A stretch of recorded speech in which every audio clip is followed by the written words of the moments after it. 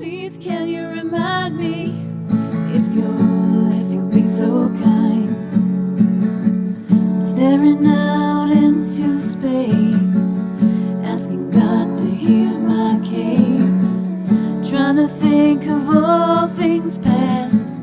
How long will my memory last? But purple angel,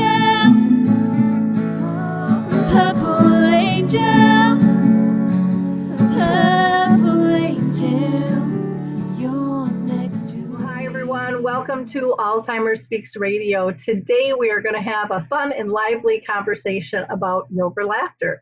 So if you're not familiar with it, you're going to want to stay tuned, because there's nothing better than laughter as medicine. We all know it, we all feel the difference, and we've got some experts here that are going to share what they have learned and what they are teaching others, and the gift of laughter that they're giving so many people dealing with dementia.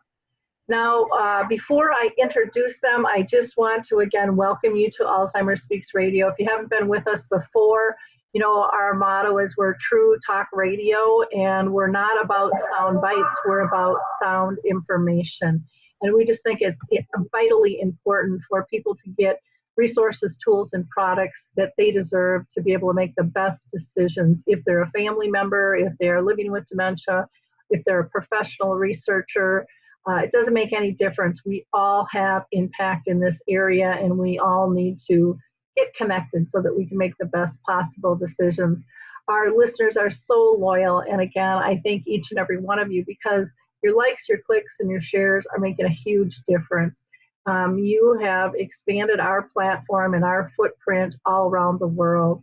All of our episodes are archived, so you can listen to them anytime. So please follow us and share on your Facebook, your LinkedIn, your Twitter account, your Instagram, whatever it is you use, but let people know there's hope, there's passion, there's joy, and there's definitely life with dementia. I also need to give a shout out to the Memory Cafe directory. They have just been a wonderful source for companionship and camaraderie. And you just go to memorycafedirectory.com. These groups are for people with dementia and their care partners. It's truly enlightening and fun, all wrapped up into one. So check them out at memorycafedirectory.com. And don't forget to check us out at our website, which is alzheimerspeaks.com. There you'll be able to find out about becoming dementia friendly. You will find information on dementia chats, where I facilitate conversations with people with dementia, and they tell us what they want out of life, how they'd like the world and people around them to treat them, and in so many, many more resources. So with no further ado, let me go ahead and introduce our guest today. Now, this couple has come highly recommended. They have come recommended from my very own daughter. And she cannot say enough wonderful things about these two. She's like, Mom, you've got to have Pete and Jan Girard on your show. You absolutely have to. They have been life-changing for our residents. My daughter happens to be an activities coordinator, and she deals with a lot of people, but she said, Mom, you have to have these two on your show. More people need to learn about laughter yoga and how laughter truly is the best medicine, and it's free, something we can all do. Pete and Jan were certified laughter yoga leaders in 2010, and they believe that anyone can benefit from laughter yoga, and they have proven that with every group that they've spoken to. Their initial intention was to be able to be a service to providers at the Pathways in Minneapolis, whose mission is to provide resources and services for people with life-threatening or chronic physical illness, as well as caregivers, and to explore and experience complementary healing approaches. But from there, you know, they've really expanded and gone out to different communities, and I know they'd love to talk to yours as well. Several of the original grant-based recipients have continued with the services, and they have seen positive responses to laughter yoga. So welcome to the show, Pete. How are you doing today? Well, I'm just awesome, Lori. Thank you. It's a pleasure to be here. And how are you doing, Jan? You're doing great. I'm thrilled that we get to be part of this with you, Lori. What a privilege and an honor. Well, I can't wait to show it to Danielle because, like I said, she was so excited to connect us, and she truly believes in the service that you have. I mean, she's seen the magic that you've made with their residents. I tell you, you're bringing tears to my I know. eyes with what you were saying, what Danielle said. Oh, wow. Well, we think the world of Danielle, Yeah. and so far we found that the acorn doesn't fall too far from the tree. And, she's mother's a delight as well. So what a wonderful family. What an honor. Oh, thank you. The last thing she wanted to be was like her mom, and went to school to be a graphic design artist, and then here she is in memory care, and she absolutely adores it. She loves her residents. She's great. She's great. She's where she belongs. Yeah. Perfect. Wonderful. Well, I want to ask you, and I'm going to ask you each one at a time so we're not talking over one another. So, Pete, if you wouldn't mind sharing if you have been personally touched by family or friends with dementia. Absolutely. Both my parents ended up in the Alzheimer's ward in a nursing home here in Minneapolis. My sister, who is now in the final stages of Alzheimer's herself in a care home, but she had been taking care of my parents. She had a family up in Crystal, and my parents lived in South Minneapolis, so she was making this commute, taking care of her family, taking care of mom and dad, and this had been going on for several years. And finally, it was in 1995, she just called me on the phone and said she just can't take it anymore. It's just got to put them in a home, and I was not doing anything that I couldn't really walk away from at the time. And I came home and lived with them for another 2.5 years and was a primary caregiver. And then we finally, Dad started wandering, and thought it initially, the two of them were, he had become totally uncommunicative, just sitting, putting jigsaw puzzles together. Mom, on the other hand, was up and babble at the end. I mean, she just would talk and babble and make no sense, but she was always moving, always doing something, which had been her life. And we always thought if anything, any of them wandered, it would be Mom. So when Dad I don't need to go into the whole story, but it happened again a couple days later, and my sister and I finally decided, yeah, that's got to be it. And thank God, and with a blessing, we were able to get them in the same room in the Alzheimer's room, at the Alzheimer's wing at this nursing home. And so they got to spend their final days together. And then now, as I said, my sister, who was obsessed with this and involved just individually, and now she's got it as well.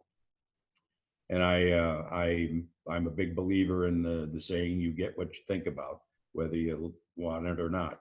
And I tend to think that has something to do with this. But so yes, both my parents and one of my sisters, and my other older sister, she's having issues herself out east. So, but I'm not worried. I have never let it obsess me. And as anytime that it comes up with Jan and I, we just, since we're both in it, we just say it does not apply, DNA. So that's why. And we ended up getting married in the nursing home. Jan's mom ended up there too, and we got married so they could all three be with us on that day. And 3 months to the day after we got married, they had all died. So they were just waiting for us. So there you go. Wow, that's amazing. Jan, well, first of all, congratulations on that. Jan, how about you with your family? You know, you said that your mom ended up moving in. Did she have dementia as well? She did. I'm not certain whether it was Alzheimer's or the doctor said advanced dementia. She was a school teacher. She taught in a one-room class schoolhouse out in the country. K through 12 for many, many years and active. And I mean, she could rewire doorbells and she could do anything. My dad passed when she was 43 years old, and she had 3 children. So all of a sudden, hypertension took over, and towards the end there, we had moved her into an apartment, and it was clear she needed to be in a nursing home. And so we moved her down to the same nursing home Pete's mom and dad were at, and eventually they said, we think your mom needs to move over to the Alzheimer wing. And of course I was in denial, going, no, she's fine, you know. And I finally realized, yes, it was the right thing to do. And once she moved up to that floor, she blossomed. It was like she got these people and she was comfortable there. And for a woman that had been very stressed out how to take care of 3 children as a single parent, she finally relaxed, because I think she forgot all of the trials and the tribulations, and now she was happy. So we would be with them every Sunday. We go have lunch with them. And my mom when she would see me, she recognized me. Wasn't totally sure who I was, but the one thing that I love about it, my mom was a very serious, hardworking woman, and when she ended up on that floor, if she would start saying something and it would be funny, I would start laughing and she would laugh with me, and the two of us would laugh and laugh and laugh, and she didn't even know what we were laughing about, but it felt so good. And when I left, I knew she was happy, because we'd spent some time laughing. And by the way, when we got married, we have a video, and you can hear my mom in the background saying, someone should pick up all these rose petals on the aisle. There's a mess here. So, I mean, she was still pretty engaged and still walking and stuff. So that's my experience. And I was grateful that Pete and I could share it together. We learned so much from each other, just with our own parents. Well, and that's so nice that you got married there so that they could be part of that too. I mean, how special is that? Yeah. Now, Pete, can you start us off with what the heck is laughter yoga? Because a lot of people probably don't have a clue. They're thinking they're going to be doing, you know, the down dog pose or something and giggling. So what is laughter yoga? It's none of that, actually. It's what it is. It's making simple physical actions. For example, when we clap our hands a lot, and we engage all of our fingers as opposed to crossing our hands. By engaging all of the fingers, that's actually opening up acupressure points in our hands and our wrists, getting the energy going in our body. Anytime we cross the center line of our body with our hands either way, that's actually good for our brain. We're opening up synapses between the left and the right hemispheres. We're balancing our brain. Anytime your hands are up over your heart, that's good for your heart. We laugh a lot, and by laughing, I'm just saying we make 3 sounds.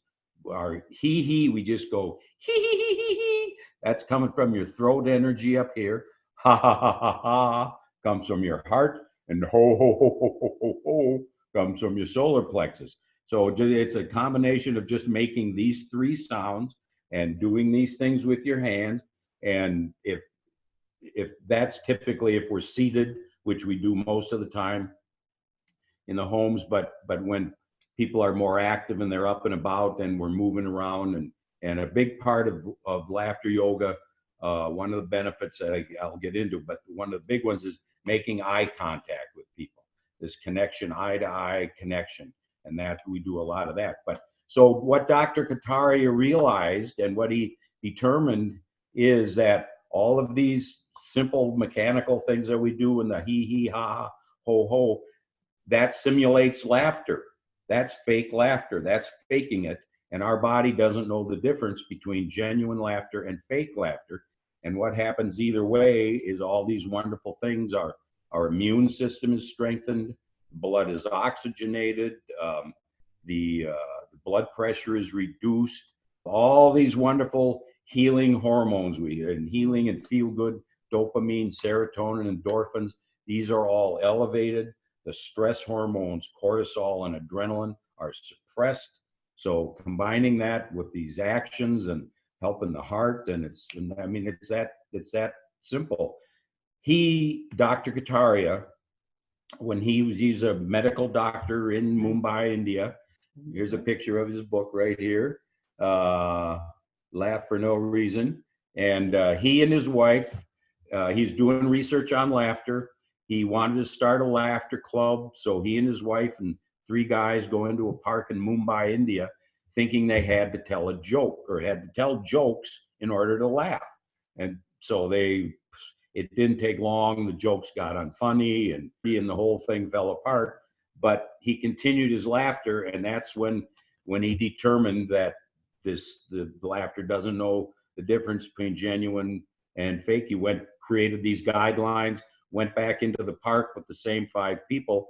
That was in 1995, and we have I don't know if you can see this picture here.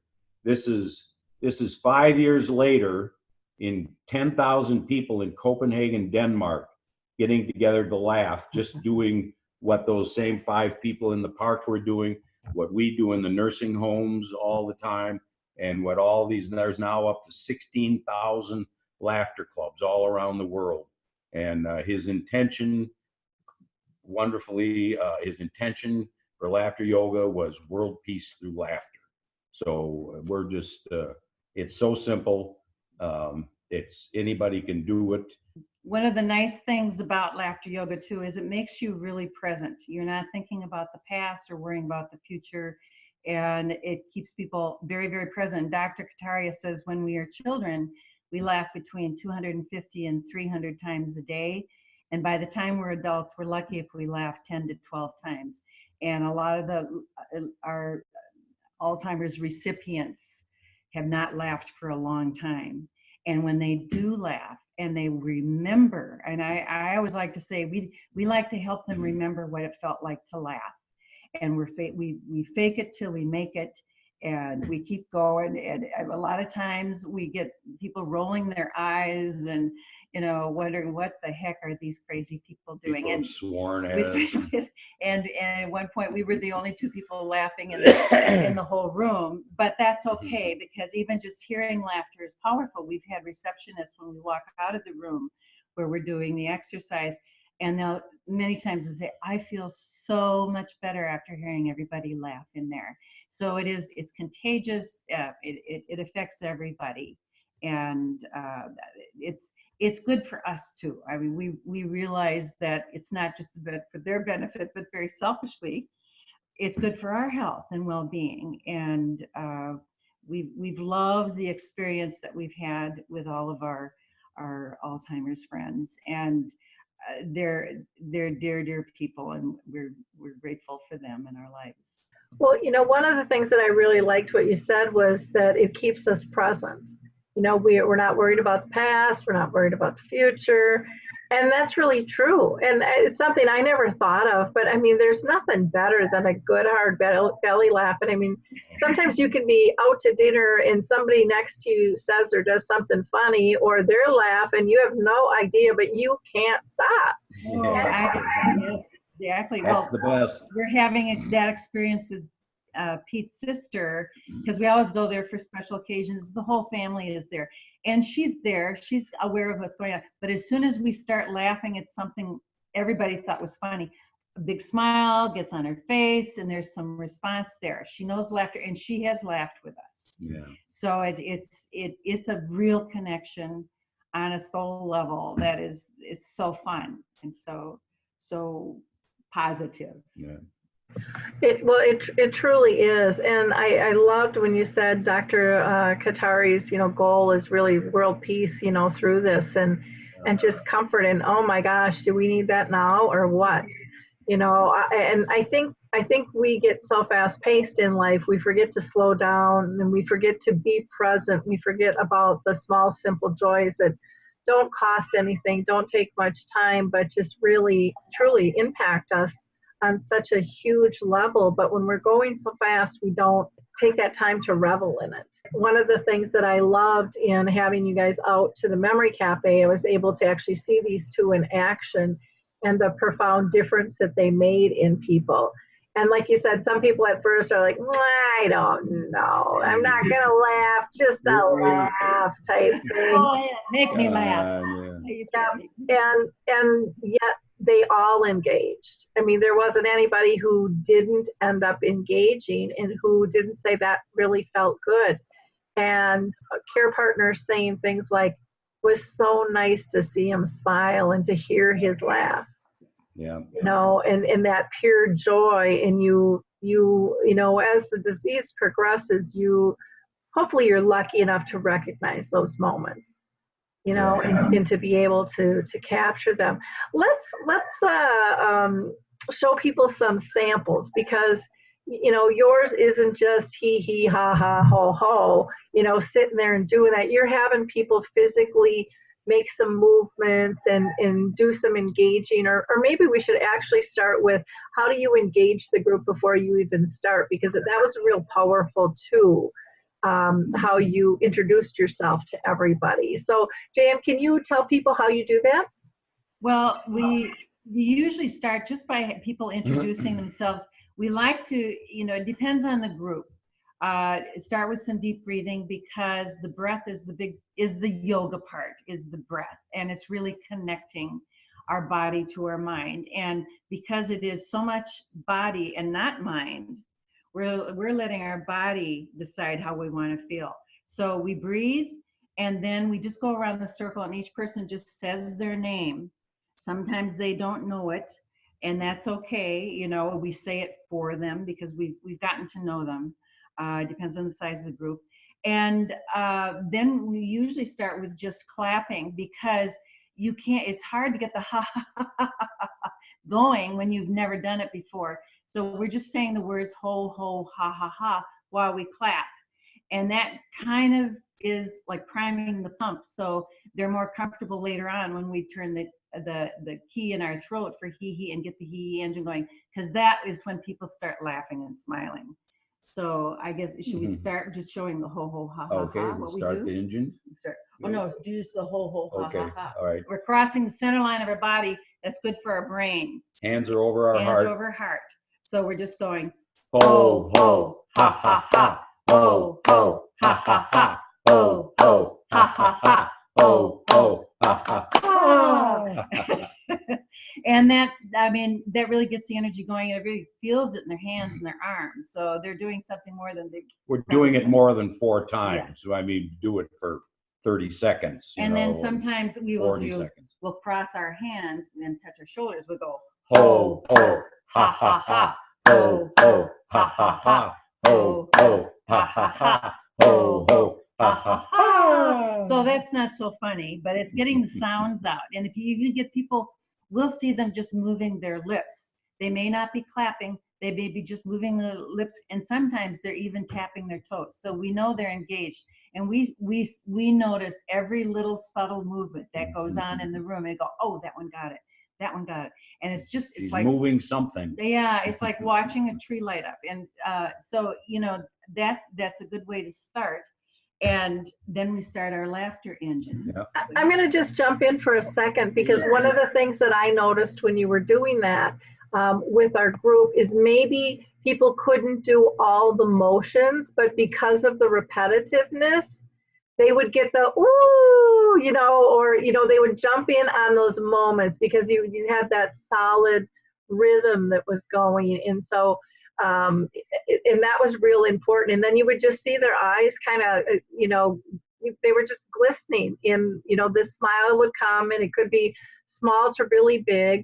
But again, everybody smiles a little bit different too, and engages at different paces. And what I liked is you allow people to do that. You don't go over there and go, no, it's this way, you know. And one of the things we always say, you can't get this wrong. There's no way you can get this wrong. You can screw it up, and you just you end up laughing. We make mistakes so many times, and we get so present, our mind goes blank, and that for us is a really good sign. But for leading a group, it's maybe we've in an effort to keep the pressure off of us, we always carry a list of things of our exercises. I mean, we tell people it's our intention to drive you out of your mind. You're not worried about the past or the future. And unfortunately, sometimes we drive ourselves out of our own mind. And so we have these lists here, so we never are never stumped. But I wanted to point out one thing that I failed to mention. One of the most important things is the first thing, hopefully I always say, or one of us says, is no new pain. Exactly. Rule And number one. Rule number one, and the only rule, is no new pain. If anything we say for raising your hand or even clapping your hands, if it creates any discomfort or any pain, you just please don't do it. You cannot get this wrong. There's no right or wrong to it. And kind of what you were saying, everybody just proceeding at their own comfort level. And if we are up and on our feet moving around, part of that no new pain is beware of becoming lightheaded, because it is very aerobic. Dr. Kataria talks about 10 minutes of laughter aerobically. I mean, that's like laughing for 10 minutes straight is aerobically equivalent to half an hour on a rowing machine. So it's heavy duty stuff, getting rid of all this residual air in our lungs that's stagnant down there and not getting recirculated. So I had to make clear on that is our primary objectives, telling people be careful, laugh responsibly here. If you feel any discomfort, any whatever, just stop, have a seat if we're on our feet, sit down, don't hesitate to sit down. You won't miss out on anything. And so that's a key part of it, is making people aware of what they might encounter here. Well, and mentioning the exercise benefit, I mean, okay, do you want to do this or do you want to do that? That kind of puts it in a whole nother light as well. And I know even though the movements are small, when people haven't moved, in that way, it's going to take a little bit more out of them too.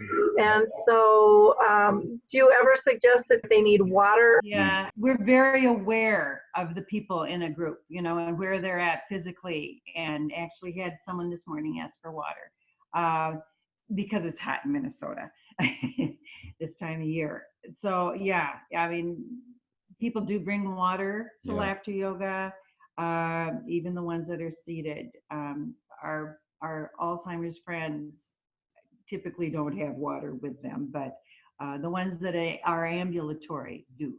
So yeah. And if they aren't, I mean, like today, I mean, we went and got water for 3 people. They were all expressing their thirst. So yeah, we're very aware of water for sure. And I would imagine for some, if it's possible to empty their bladder in case they really get on a roll with laughing too, that probably wouldn't hurt either. Especially the ambulatory women. That's Danielle's job. Thank you very much. And her co-workers there, they do a great job. They do a wonderful job. We're so impressed with all of the caregivers in these homes. They're amazing people. And we always say we're so lucky we get to come in and enjoy these people on a lighter level, and then we get to leave. So appreciative of these talented people who are, this can be a thankless job sometimes, I'm quite sure. So anyhow, we're going to do a couple more. Laughter engines. Yeah. So we're going to start our laughter engines. Like I said, we got our throat is our tee-hee engine. So we stick our key up there, we turn it 3 times, and that starts the hee-hee engine. So here we go. Hee, hee, hee.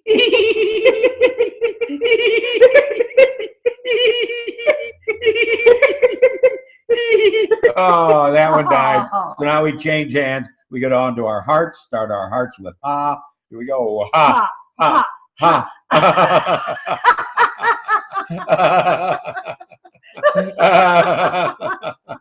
Oh, that one died too. Now we go down to our bellies, change hands, start it with ho, ho, ho, ho.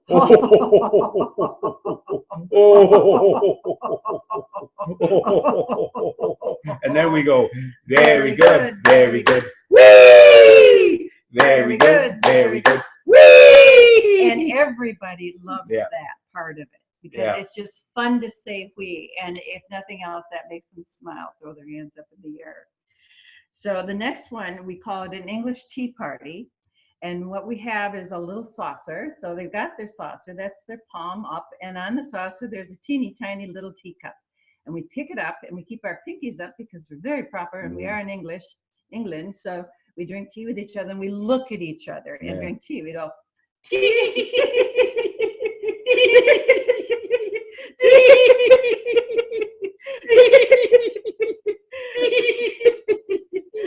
Very good, very good. Whee! Very good, very good. Whee! So I do have, you asked if there were any exercises. We have a special, that particular exercise, we did at Pathways with a gentleman who was in stage 4 cancer, and just a lovely man. And he loved that exercise so much. He started, and he would laugh till he had tears coming down his face. He would laugh so hard. And we had the privilege and the honor of doing laughter yoga at his memorial service for his family, because he said he wanted his family to laugh, not to cry, because he was gone.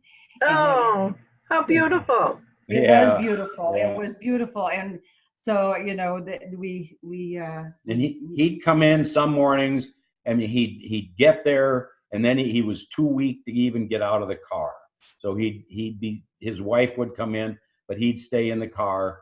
But I mean, and then as it, you know, progressed, we just stopped seeing him until his wife came in and said he'd passed, and he would like us to do laughter yoga at his memorial service. So we were honored to do that. And they laughed. Yes, and they laughed.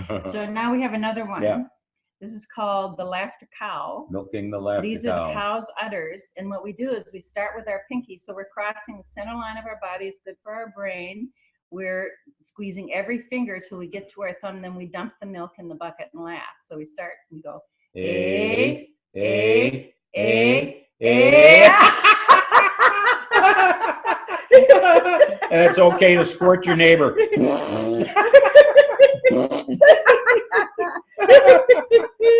We got another cow. Oh, that's right. We got our other cow. 2 cows. A, We want to balance this out. A, A, A, A.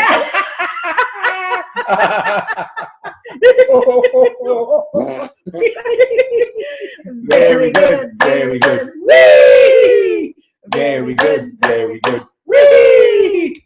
So then after that, we have everybody decide we're going to pour this 2 glasses of laughter milk back and forth, and we go around the circle and have everybody pick a favorite flavor of ice cream, you know, and we usually will say chocolate, vanilla, or strawberry, and they can pick one of those, but many times they'll come up with something brand new. One lady's favorite is always gin. So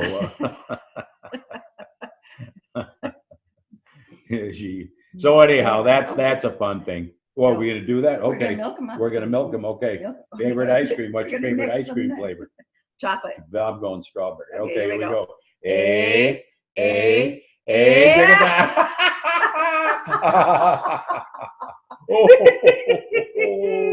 Then you start. Okay, very good. Very good. Very good. Very good. So we always try to balance it out, so we're doing the same amount on each side. So that's I mean, it's simple. We probably have 30 different exercises that we do, but the ones you can do seated are more limited. But it always works. And we do the same thing over and over again, and nobody seems to mind because they're laughing. You know, they don't you have any new material? We don't. Sometimes we do. Nobody has ever said, but we just did that last 2 weeks ago.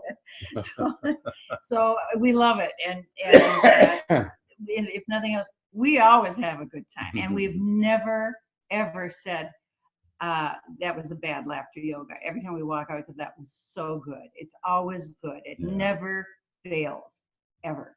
No. It never fails. It's wonderful. It's kind of like art, you know, everybody looks at it different, has a different appreciation for it, and does it different, and it's okay. Yeah, that's the whole point of it. One of the things that I noticed, you know, when you were with the Memory Cafe people was you went around and introduced yourself, and it was more than just eye contact. It was almost like this really strong gaze. I mean, you really got into people's personal space, and, ask them their name and who they were. And in the beginning, I noticed, like with any group, even the ones that seemed a little hesitant were anxious for you to get to them, because they saw the pleasure it gave the other people, even if they couldn't communicate that. And by the time it was time to wrap up with the group, the anticipation level was even higher. And I think, to me, what that said to me was they were very thankful, even if they couldn't say the words, but they couldn't wait to have one last laugh with you. Yeah. And that was really, really cool to see, because, you weren't with us a very long time, and our exercise period was a little bit shorter than what you normally do, what you said. And for me, what I also really liked was you had all these different little themes. And so it embraced all different kinds of cultures and ages and businesses and things of the past, from if somebody was on the farm milking the cow, or if somebody was starting a car, or, drinking the tea. There were so many different levels with that. And so part of it, when you would get all done, even if people couldn't follow all the steps, they typically had the clapping and the wee down at the end and couldn't wait to be part of that, because they knew that was coming. So you'd built up good anticipation and routine with that. But they were also anxious to kind of like, well, what the heck are they going to do next? Because none of it was really anticipated stuff that you would do.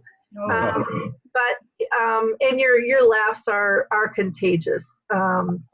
In and of themselves, and you really got several of our members very engaged with that. And I even heard the comment from one wife who was caring for her husband, and she said, it was so nice to hear his laugh. It was so nice to see him engaged, because sometimes, as the disease progresses, they're not as engaged, or they're not is able to participate. But anybody at any level, I don't care if they're a young child or, a very aged person, it doesn't make any difference if somebody has a disability or not, if they're, healthy or not, there's still ways to be able to participate. So even if they don't have the voice, because sometimes people will lose their voice with dementia, they might still be able to clap.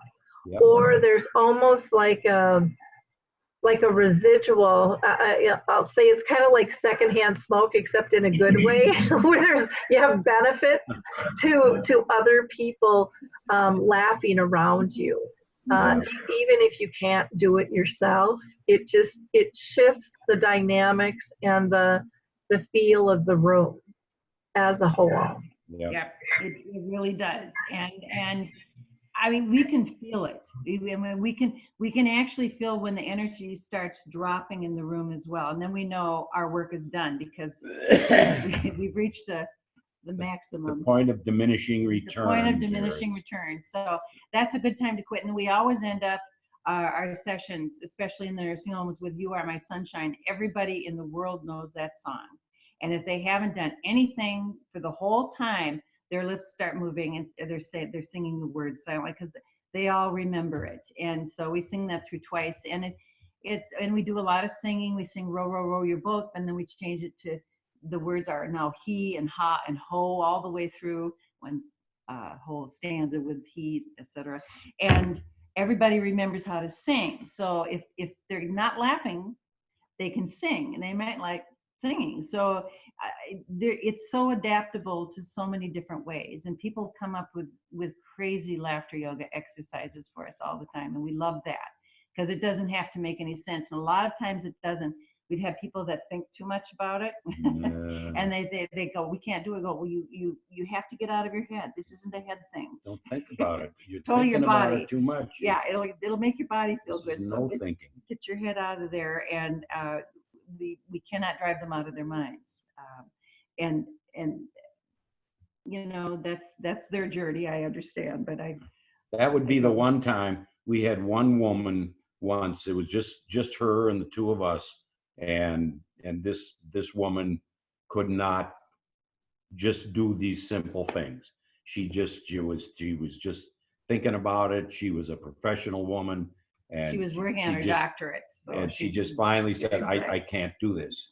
I can't do it. So that would be the one time we failed, Right. where we had to stop, and she left because she just couldn't do it. We couldn't get her to lighten up. Well, and some people think it's childish. We say it's not childish, it's childlike.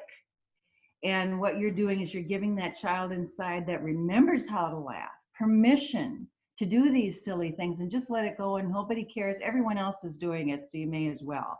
So join the party and have some fun. And we've had people say, I feel lighter, I feel brighter. The pain in my neck is gone, because their own body created the endorphins and dopamine and serotonin to heal that part of their body and reduce the cortisol and adrenaline. And we're all working on adrenaline. It's not just caffeine.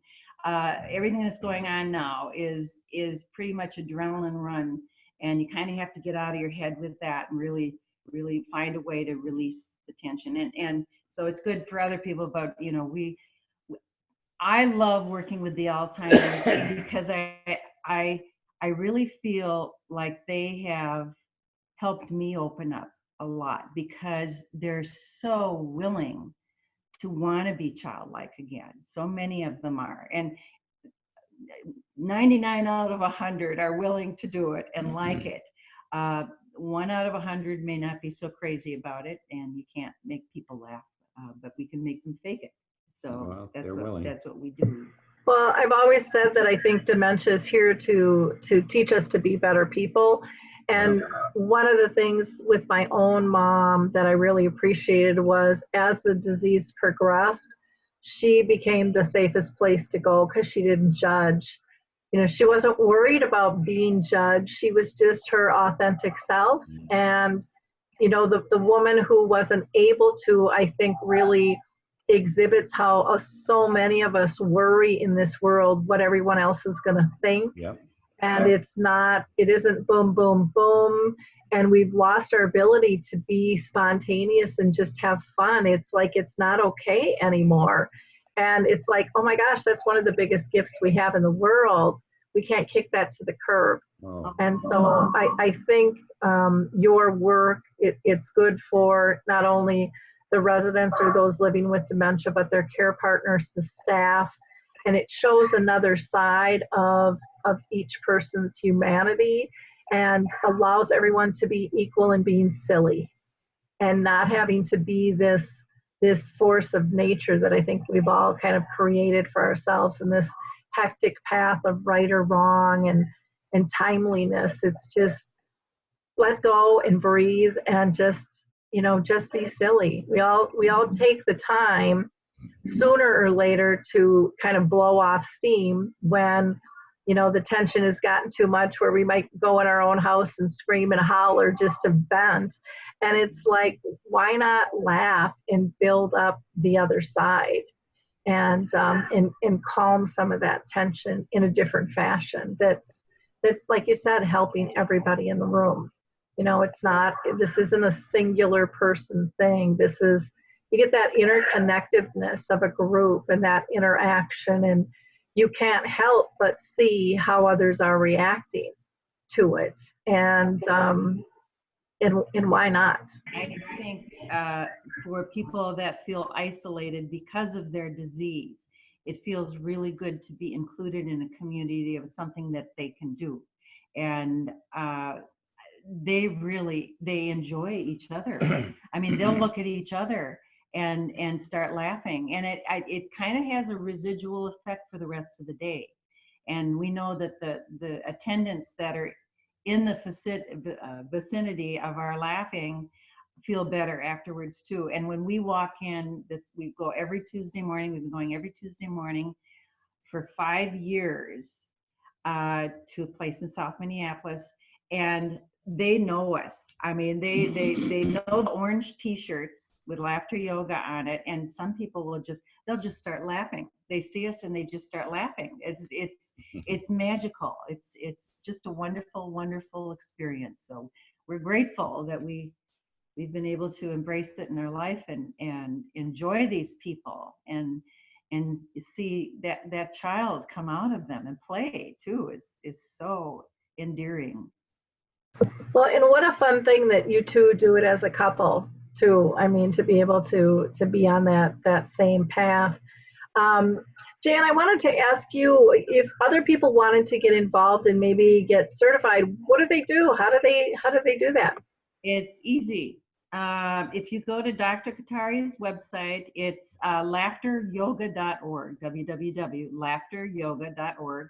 And there's a lot of free information on there. There are videos, there are some downloads. And then there's also, and I didn't put it out as a link, but the American School of Laughter is where we got trained. Dr. Katari, if you want to go to India, you can be trained. If you want to do it online, it's $99. We did it for 3 days here in Minneapolis, and we got a gentleman named Sebastian Gendry, and he's from California. And his website is the American School of Laughter. And he has a lot of free information as well. So it's a wonderful thing to take the training because you understand the depth of what this very simple exercise is and why it's done the way it is. As far as doing it, anybody can do it. Anybody can do this. It's so simple. I often tell people, get certified, go take it out there. And we've been lucky enough to be in the right place at the right time. So we met the right people and we're able to start at Pathways, which was a blessing for us. But you can go into any nursing home and laugh with them. I mean, they're the most grateful people in the world. They love everybody that walks in the door to entertain them. It's so fun. So yeah, there's always something you can do in these nursing homes, but laughter yoga is pretty simple. There is, I was reading on his Dr. Katari's website why laughter yoga is so good for seniors. The 5 reasons that seniors need to do laughter yoga, and I won't read the whole thing, but I'll just highlight the points. It adds more laughter to life. We all need more laughter. It promotes physical health. It improves mental health. And I want to read this. Isolation, loneliness, and depression are also common among older adults as they lose loved ones and their health. Laughter yoga improves mental health by boosting neurotransmitters, dopamine and serotonin. And we definitely get that hormone download here to get the laughter buzz. We call it laughter buzz. Building social bonds. It encourages strong social bonding with friends. And if they've laughed together, they might laugh together again later. We have one of our activities directors said her 2-year-old now goes, very good, whee. It's just part of their relationship. And the last one is laughter yoga adds to longevity. And I mean, just to really live more fully every day as much as you can. And I think when you're laughing together with the group, you are engaged, and there's a community there and a bond, and we get to be part of it. So those are our gems. Anything else you want to add, Pete? Well, just specifically, I mean, one of the we've had some pretty dramatic individual things with individual women in particular, and one of them was she had this remarkable turnaround, and we asked that the young activities attendant was there, and she saw this. I mean, this one, this was going to be yours, but go ahead. This woman came in, they wheeled her into the circle, and she was just in this catatonic state.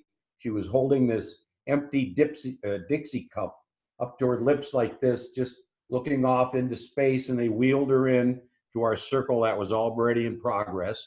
And we didn't say or do it. We knew her name. They told us her name, and we just continued what we were doing with clapping and laughing, and eventually the cup came down. She put her arms down, and then she started started tapping her hands on her legs, beating along with the clapping, and I believe she ended up clapping herself, and she was connecting. She was looking around at other people in the group, and we asked the attendant, did she see that? And she said yes.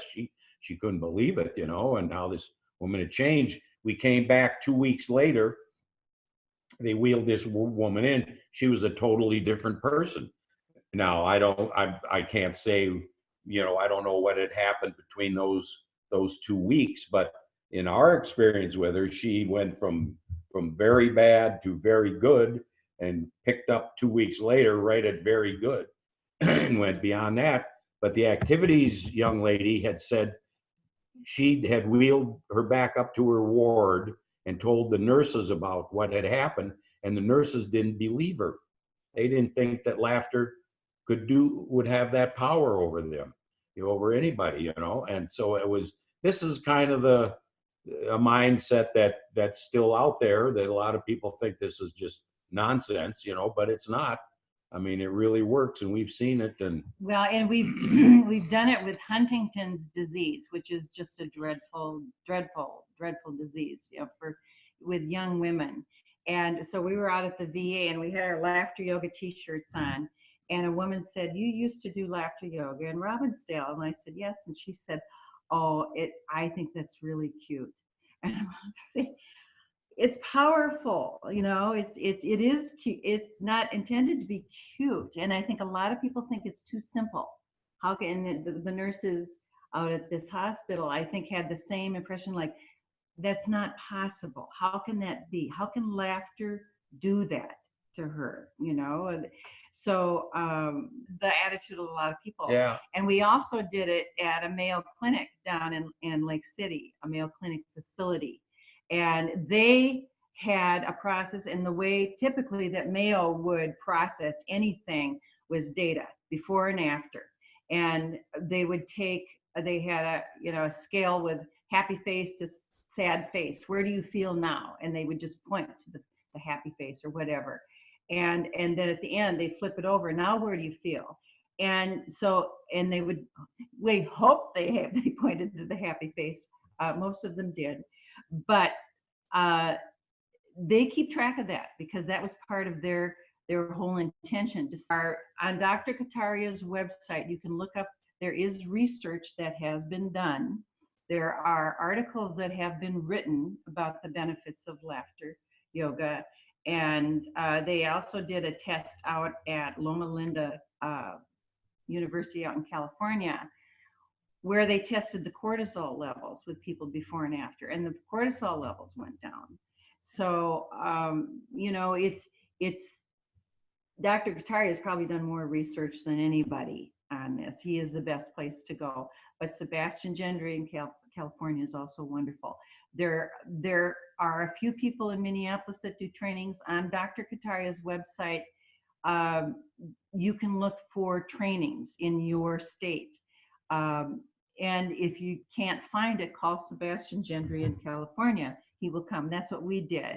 He said, if you can get some people together, I'll come. And we went everywhere. We went to doctors' offices, social workers, psychologists, and we said, we're having this training, and tell them all about it, why it would be good. Sebastian Gendry in California got 23 people to sign up for the class just because of his website, because people are interested in it. Two of the people, one Puyallup tribe in Washington State sent a woman, and Montana, the Cheyenne tribe sent a gentleman to Minnesota to learn how to laugh. And we've been told since that Native Americans, their tradition for healing someone in their tribe was to surround the sick person and laugh for them. And I think that they probably have lost their laughter. That's a sad state of affair for Native Americans. So they took it back to their tribe, and we're hoping to visit them someday, their tribe, and see how they are doing. Wouldn't that be interesting to be able to visit? I think it's I just think your work is fabulous. I tried to get Harry Urban to join us today. Harry's been living with dementia for well over 10 years, and he is a huge advocate of laughter yoga, and he has been himself spreading the word on it. He just thinks it's the best thing, and he has seen miraculous changes in people and their attitudes and within himself as well. And he wasn't able to, they were going to go on vacation, so they were leaving tomorrow, and he was getting ready for that, but he was sorry that he couldn't make it. And because again, he's somebody living with dementia who can see and feel the difference in himself and in others. So I would recommend, if you're here in Minnesota, reach out to Pete and Jan. Their phone number is 612-423-3167.